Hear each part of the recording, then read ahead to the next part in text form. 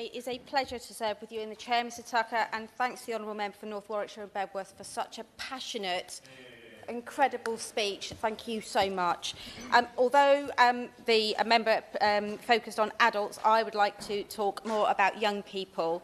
And I'm not sure whether the recent outrage about puberty blockers trial is a result of misunderstanding or whether those who don't accept that trans people have a right to affirmative care are simply using it as another opportunity to cause distress and harm to young people who are already marginalised and deeply frightened about their future.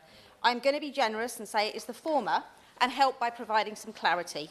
Puberty blockers have been used since the 1980s, and whilst there are a small number of high-profile cases where an individual has transitioned back to the gender they were assigned at birth, the vast majority do not. An Australian study found that 5% ended up identifying with their sex assigned at birth, but of all of those, only 1% did so after receiving puberty blockers or hormone replacement therapy. The others did so during their initial assessment at the clinic. This is significantly lower than the regret rate for breast implants, tattoos or any other change to someone's body. Puberty blockers are not permanent. They are there to delay puberty and pause development. Can you imagine a young transgender child who starts to live as a boy as they end the primary phase of their education, take part in boys' sport, change their name on all of their documentation, and then have to contend with breast growth and menstruation at school? Or a teenage trans girl who is fully accepted by her friends, suddenly experiencing the growth of facial hair and a dropping voice, waiting years and years for an appointment. Imagine how they feel sick, showering a body that makes them feel physically repulsed, binding to ensure they pass among their friends and hiding from any situation where they're exposed. Children whose puberty is advancing too quickly can access these drugs, but trans children can't. And when the drugs were banned last year and the government announced there will be a trial, I would have thought those who genuinely want to see fair and safe healthcare for trans children would welcome it. But instead, they describe these children as guinea pigs. The trial must go ahead and it needs to be expanded. Indeed. Tom Hayes. Healthcare is challenging to access and afford. It's got ludicrously long waiting lists, treatment options are limited, and there's a massive gap between the treatment that trans people need and what they're being offered.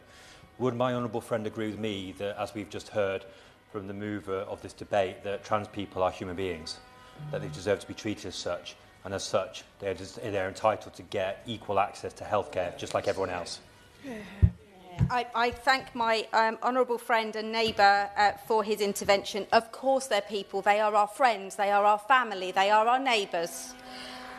Of course, puberty blockers are of no use once you get to 16 or 17. By that time, the damage is done, and all you want is the honourable lady may pull a strange face at me, but frankly, for those children, the damage is often done. They have often attempted suicide multiple times. Their lives have been really damaged. But all they want then is access to the support, the hormones and the treatment that they should be entitled to. But when they reach 17 years and 9 months, they're transferred to adult services. And in some cases, they've been waiting since 12 or 13, only to be told, in the southwest of England, they're currently dealing with referrals from 2017. That is simply not acceptable. We know it is dangerous for people to be waiting long periods of time. Coroners are repeatedly referring to long waiting lists in terms of trans people's deaths. But I do want to access another issue, and that is that of shared care in the last few seconds I've got. A constituent of mine in Mid Dorset and North Poole, a trans man who transitioned about 18 years old, has NHS care in place for many years. He's now been told by his GP that they won't offer him shared care. He's been told that they've had a letter saying from the Gender Identity Clinic that the practice doesn't have the system's capacity or expertise in place to provide the level of monitoring and care. This is simply unacceptable. This is NHS care. He has NHS prescriptions, and now his own GP is saying that despite being required to do so, they are not going to support him. I must ask that the Minister looks at this really carefully to ensure that trans children get the services that they need, but trans adults are able to continue to receive it.